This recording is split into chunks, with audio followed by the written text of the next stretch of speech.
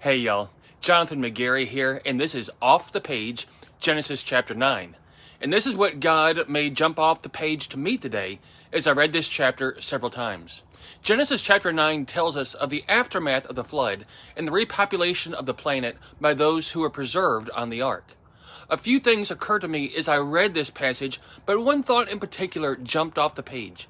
Verse 1 tells us that God blessed Noah and his sons and said to them.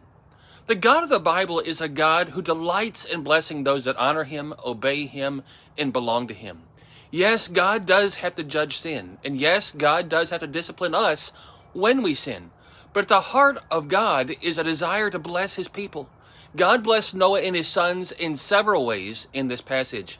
He preserved them on the ark from the cleansing of the earth. He spoke to them and directed their lives. He made them fruitful so they could thrive in life and replenish the planet. He provided food for them in the animals and protected them from the animals. He gave instructions for the sanctity and protection of life, and he made a covenant with them, an agreement, a forever promise that he would never again destroy life off the planet with a flood.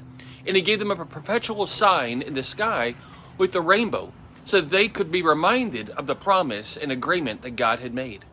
God delights in blessing his people today as well, just as he did for Noah and for his family. He has kept his promise, and he will bless us with provision if we will honor him. Even when we fail and fall short, God still keeps his end of the promise. He even reminds us today of that promise with every rainbow we see in the sky.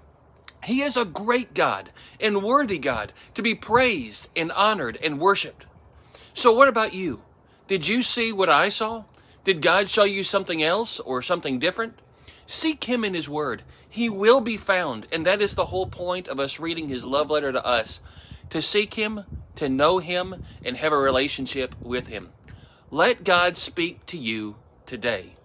Until next time, remember, I do love you. More importantly, God loves you. Keep your eyes on him.